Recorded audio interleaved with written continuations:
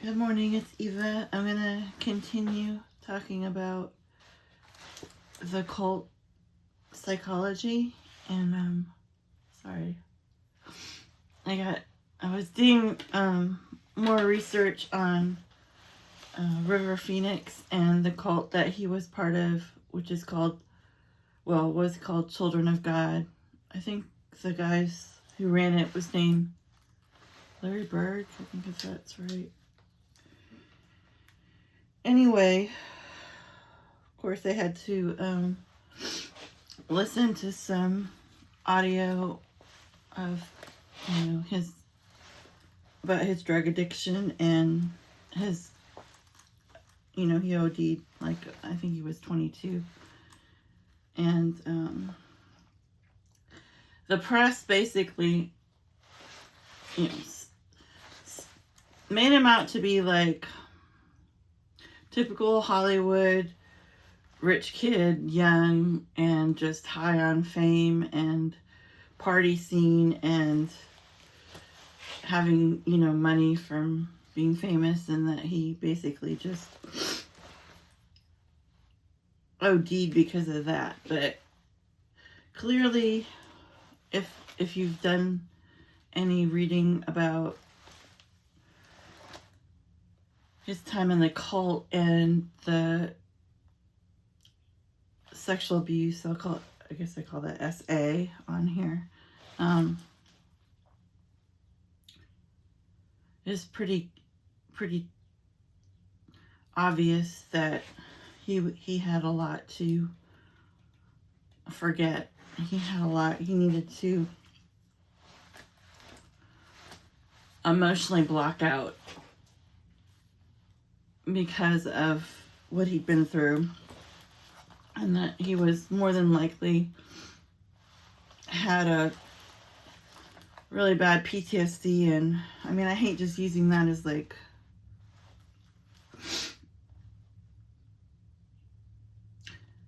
I think if you were part of a cult for growing up, he was in it, I believe they left when he was 7, but he had been really more like the father figure than the actual father. Like, the parents, I'd say the dad wasn't really filling that role of being the provider, so River had to organize a lot of the street performance that they did, because they lived in Puerto Rico and they traveled throughout South America and promoting the cult. And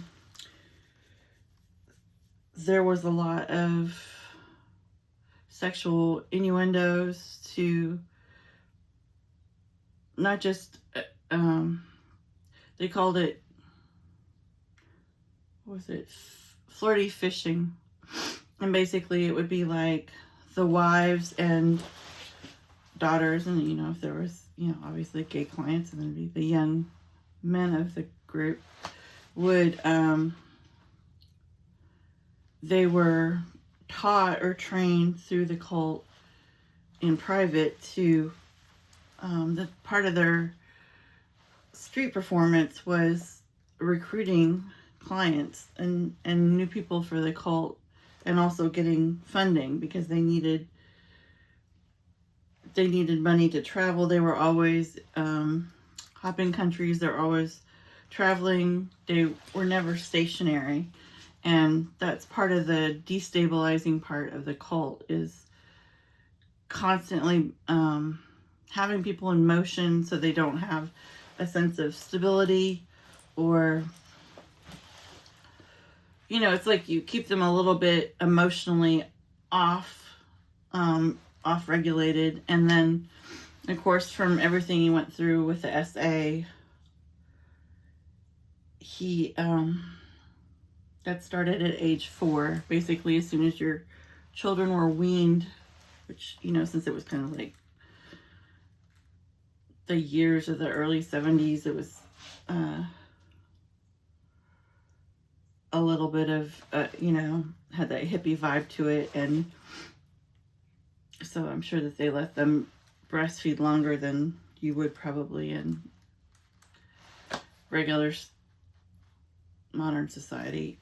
But then as soon as they were weaned, they would immediately be sent to, the parents would give them up for periods of time where they would be sleeping and living temporarily in encampments with other adults who were cleared for higher spiritual levels. So the children were supposed to learn physical touch with those trained adults in, higher spiritual attunement, whatever. And then the physical contact between the adults and children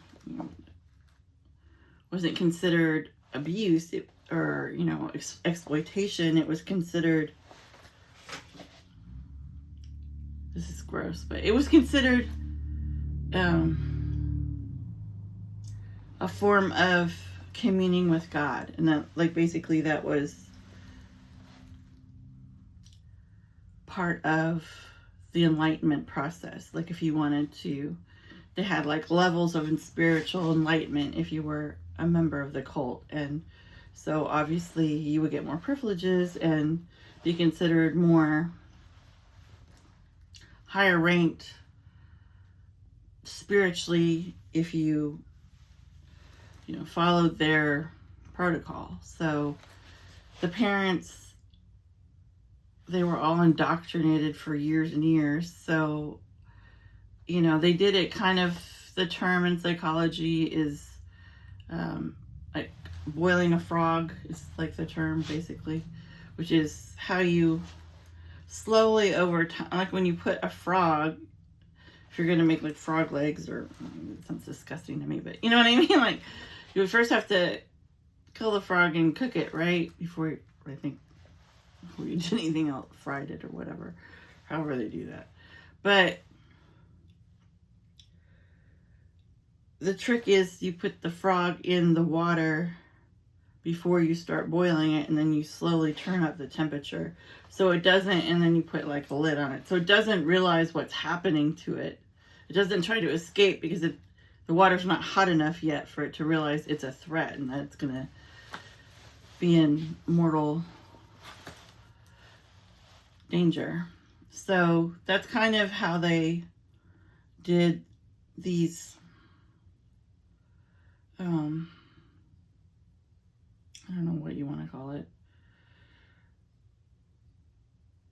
this physical training for the children. It was just done, and sort of the indoctrination of the parents so that they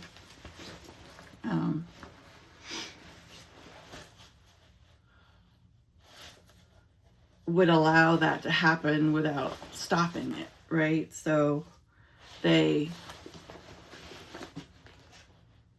did it slowly over time, because if they just immediately had to give their children over, and they knew that there was going to be physical touch and everything, it's that would be too shocking. So it's granted, over this time period where they're indoctrinating the parents, they're sexually, definitely the women are, having relations with the leader and the higher ups in that cult. And then it's also poly, so it's a group. I wouldn't say group, but you know what I mean? It's everybody's swapping husbands and wives and all that. It's a free love thing. So they just would train. It's weird. It's they would introduce them to each different part of it slowly over time, while they were also doing things like giving them new names. And Joaquin Phoenix, his original name was Leaf, and slowly getting them to give up well, I think early on they would have to give up their ties to the past. Like they wouldn't be able to contact family and friends. They weren't supposed to have relationships, really meaningful ones, with people outside of the children of God. And then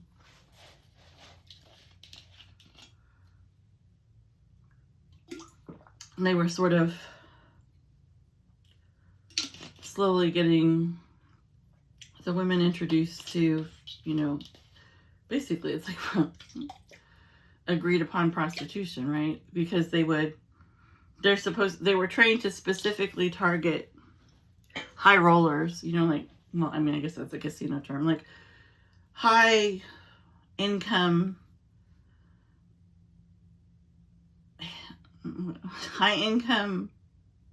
marks, I guess, for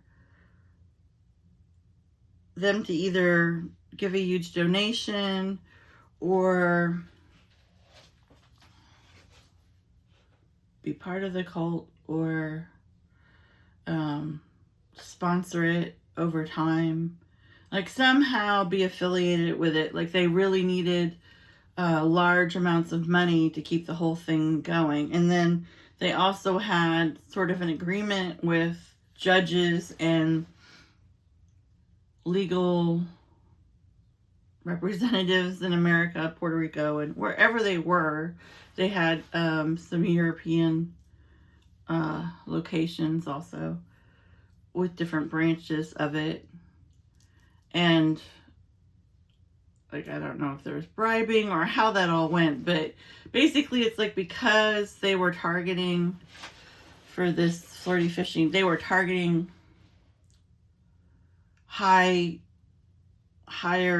income professionals who had high status jobs and, ties in the community for status, in all different fields, law, medicine, whatever, like all different fields. So those people would obviously not want their dirty secrets or whatever they were doing in their personal physical life to get back to their people, their family and their regular life, or anybody to know who wasn't part of the cult, because that would be, be considered weird and possibly exploitative, obviously, because it was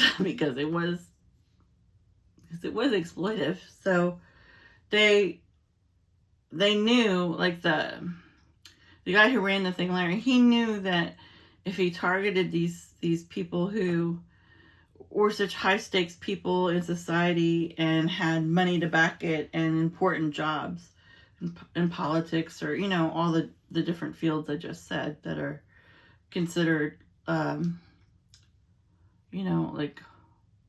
looked high upon by just the average worker, that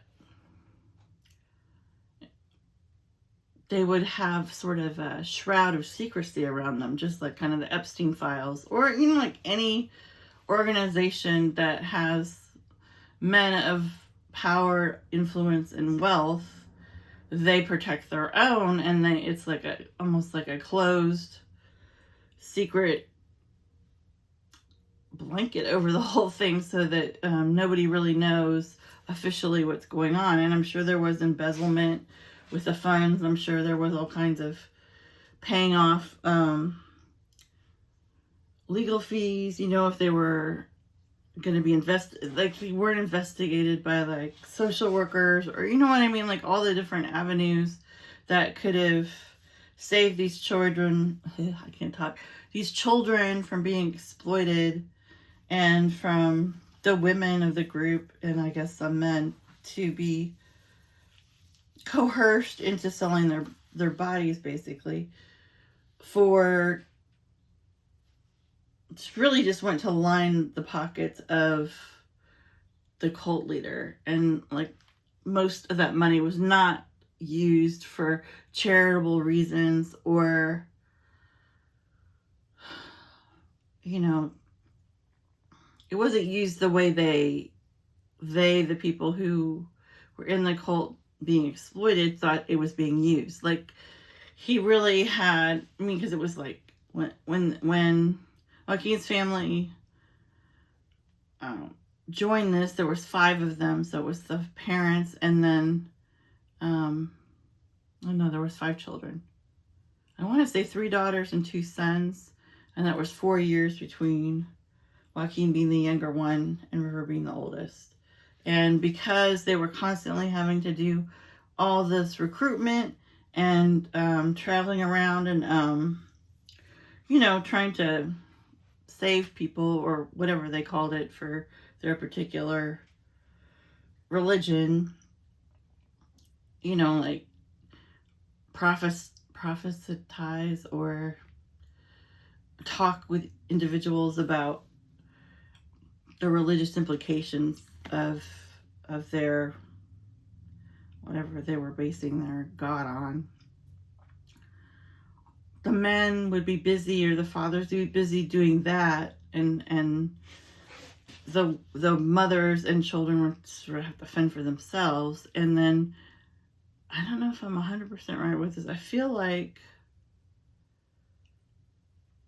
the dad had a drinking problem. Maybe I would have to double check that. Maybe he was just absent. I can't remember. But unfortunately for River, since he was the oldest son, that meant that he, had to go be part of that initiation that the children went through. So he was in that process for, 3 solid years for sure, from like 4 to 7. So, yeah. Yeah. And then Joaquin, luckily, was only 3 when the mom had sort of figured out sort of the undercurrent of what was going on. Like, she was either in denial from lack of communication, or just so brainwashed by the protocol, because they go through all this coercive control, and they're not allowed to have contact with outside world of children. And when they were living with their parents in all these various locations where they had to constantly move, no access to, I would assume they had access to a radio, but because you're going to perform in the streets without music, right? But they did not have news, TV, like they weren't privy to all the different all the different things that are bridges of communication. Obviously, they didn't have cell phones back then, but you know what I'm saying? Like, they didn't have formal education. They were only taught about doomsday type religion. Like, part of their religion was I wish I could say that word right. Prophetizing the end of the world, and that kind of made a rush to people to join or to financially contribute, because it was like, a countdown to, and this is like a common cult thing. Like, I've read a lot of cults do this. The TV series I was going to talk about, called The Leftovers, which is all about a cult, prophecy, a doomsday cult. They do the same thing. I mean, like, this is like a common ploy, because it puts a sort of an urgency, a time frame, and it's kind of makes it like a life or death thing. So the members are more prone to make quick, rapid decisions because they think their lives are at risk, or their children's lives are at risk, than just the average pressure to follow the teachings of the leader. Would be called a prophet. Like, that they always are self-claim themselves to be reincarnations of, said, a lot of times it's like Eastern spiritual teachers, but it could also be biblical prophets.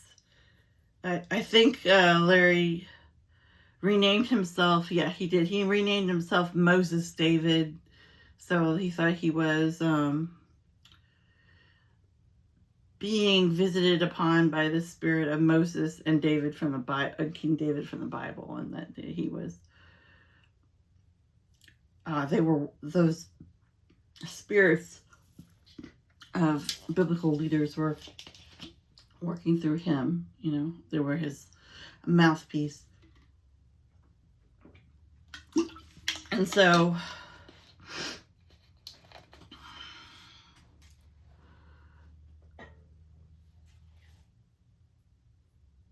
there was just a lot of techniques they would use. Some of these techniques can even be seen in CIA training for mind control. When I did listen to a lot of information about there's mind control programs in the CIA, and there's this guy I was listening to on YouTube called, I think his name is Chase Hughes, and he's always he did training for, I want to say the Navy SEALs, but maybe it's just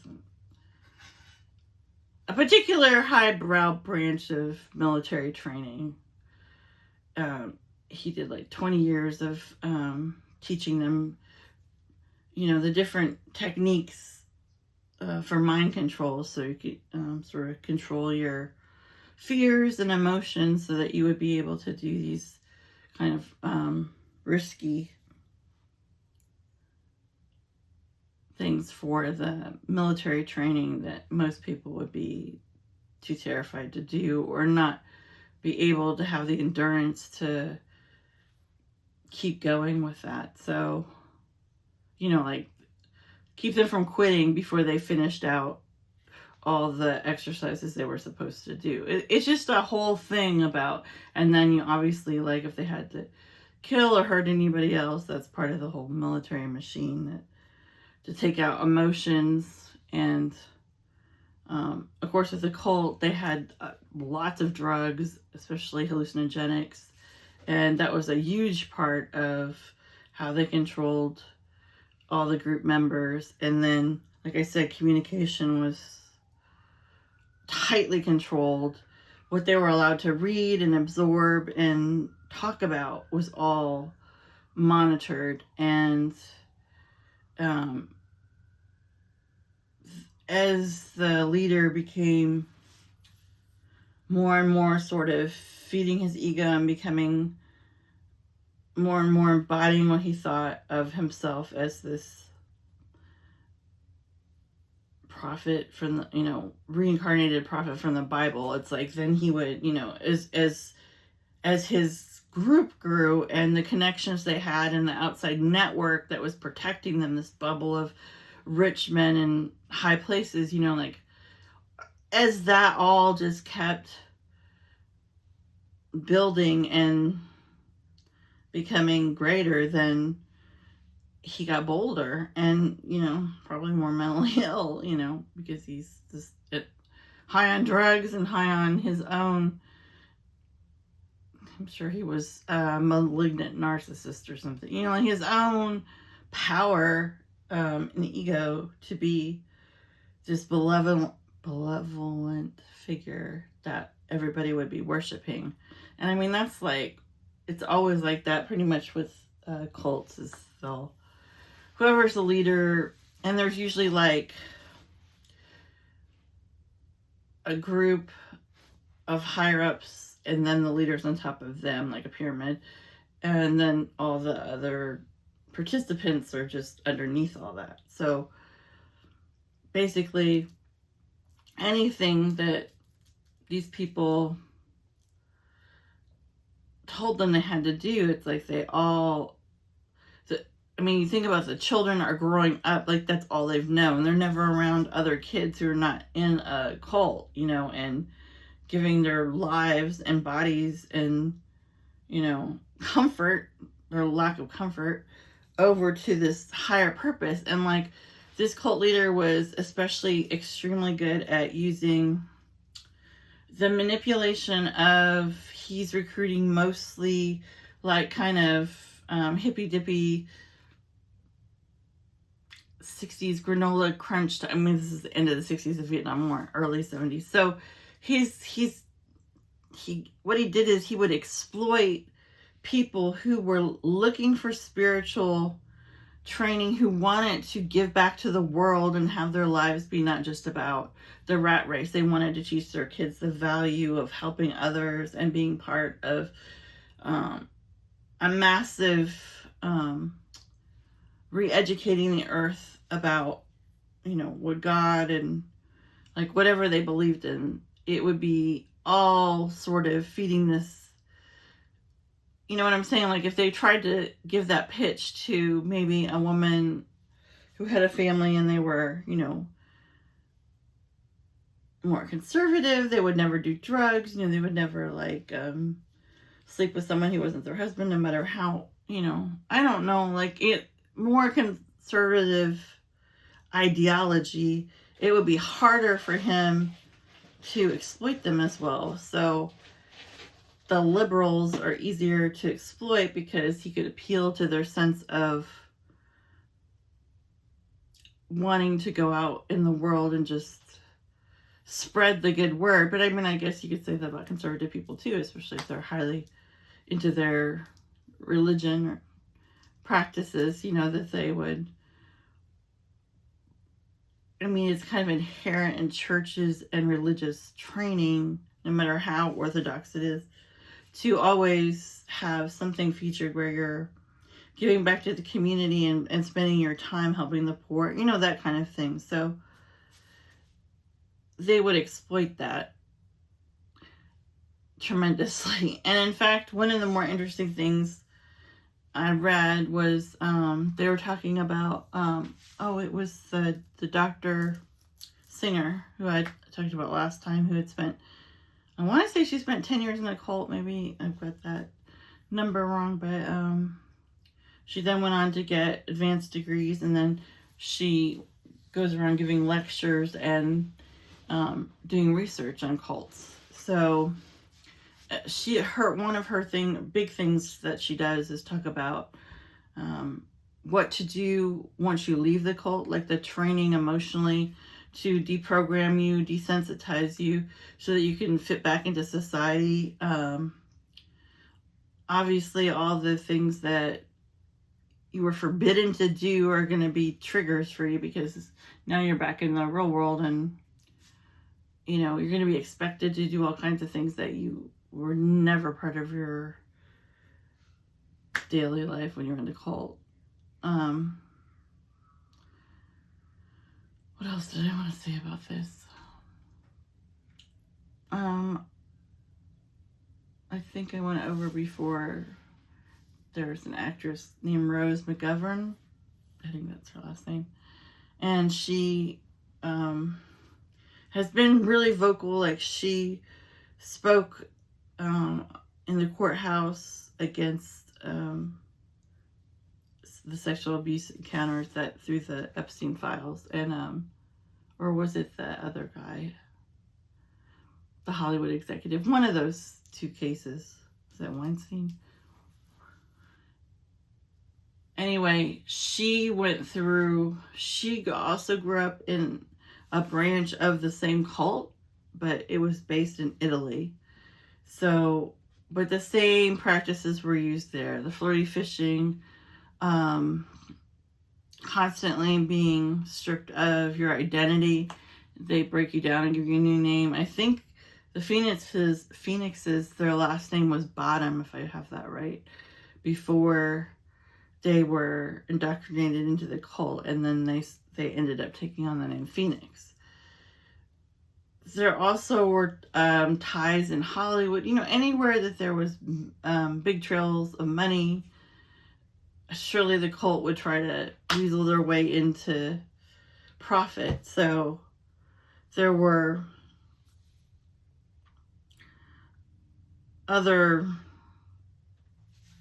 cults that, that they might interact with sometimes. But overall,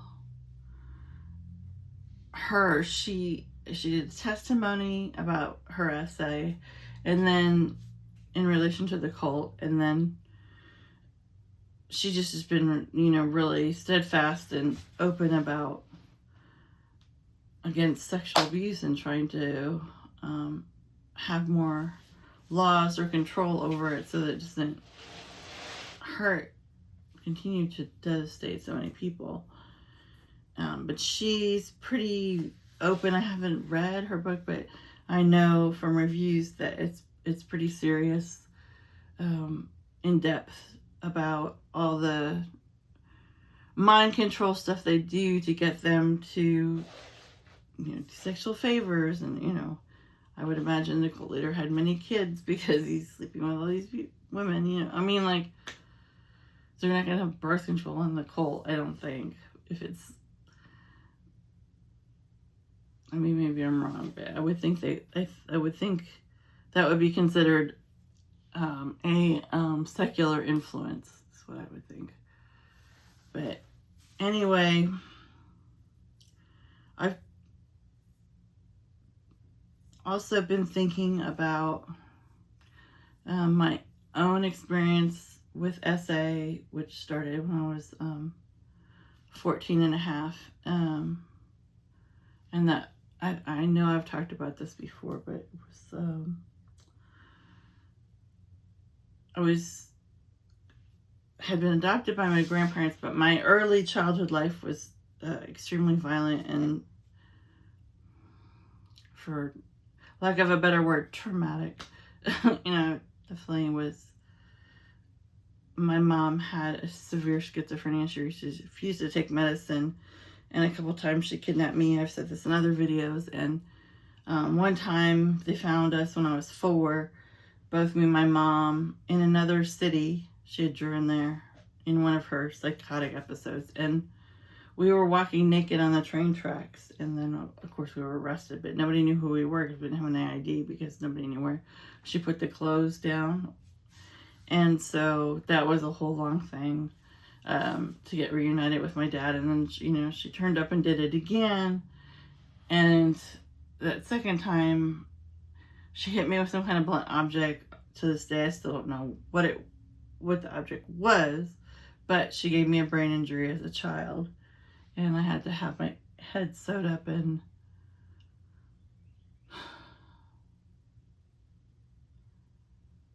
so why I'm telling this story is that I, for obvious reasons, desperately wanted to get away from my mother. But since my grandmother was paying for her to have a small house many states away from where we lived in Florida, and she didn't want the outside public to see, what was really going on inside that house, which was, my mom had like all these stray rabbits and cats, and, like, she would not scoop or pick up anything.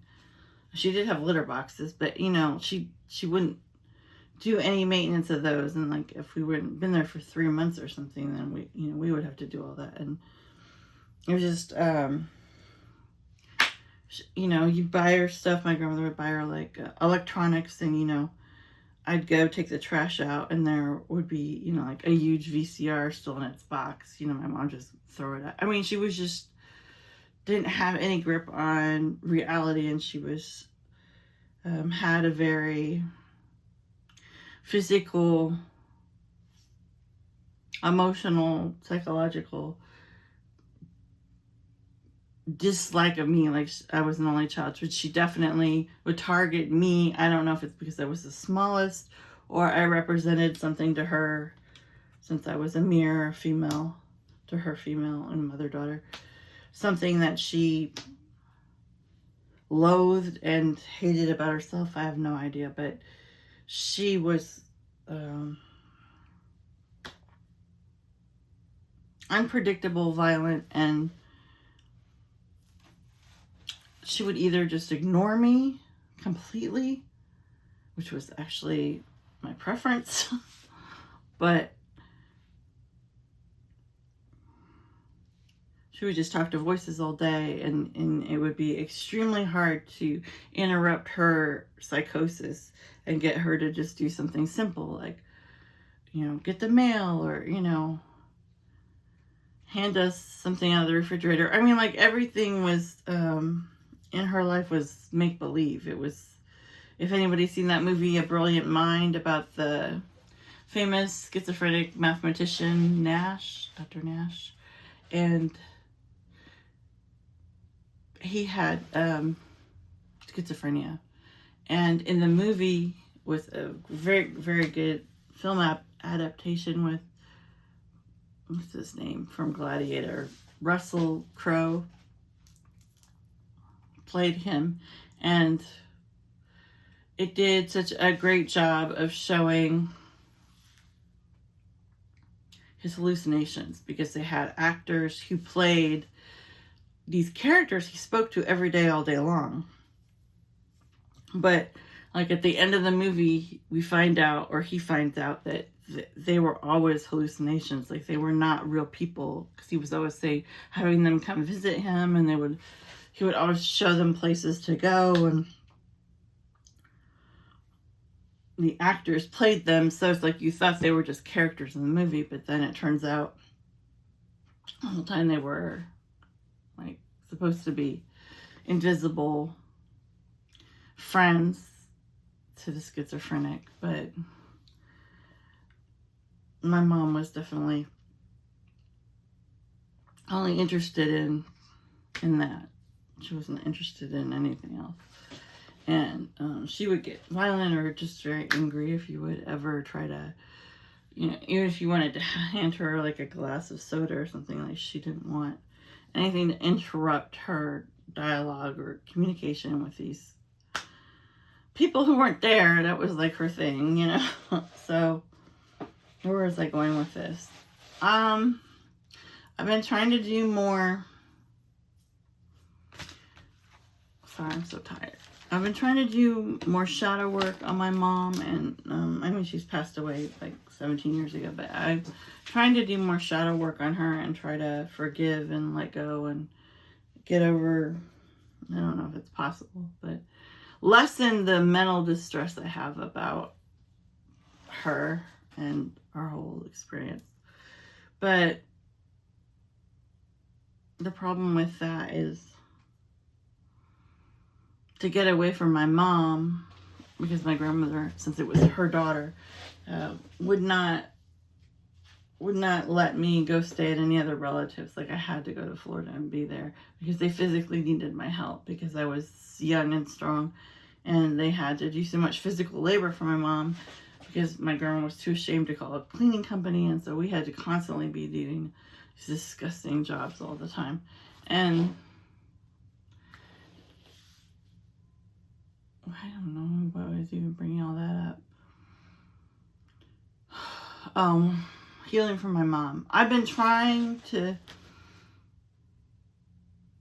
get over. I don't know what you want to, not get over. I've been trying to process, and I want to get to the point where I just let it go. The stuff about my mom, and stop this negative running these scenarios that were so life-changing and horrendous for myself. My grandmother's passed also too, but anyway, the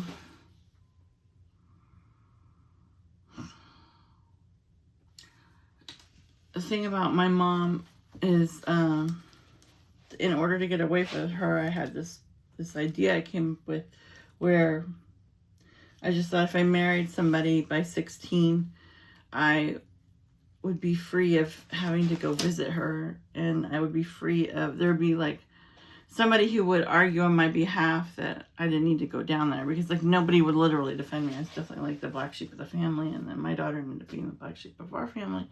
So my ex-husband had a long-term drug addiction.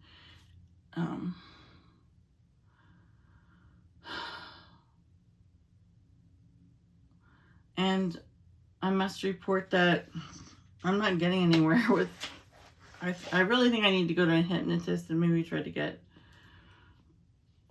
more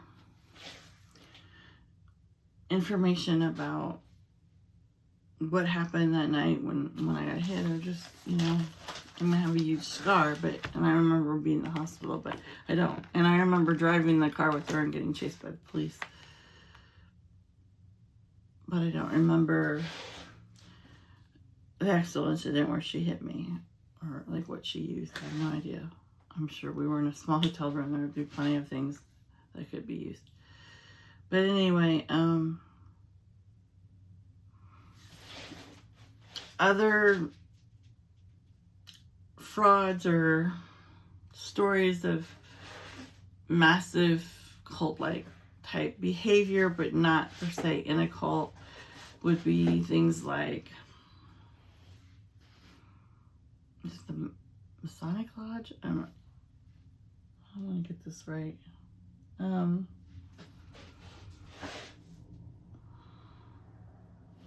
remember the name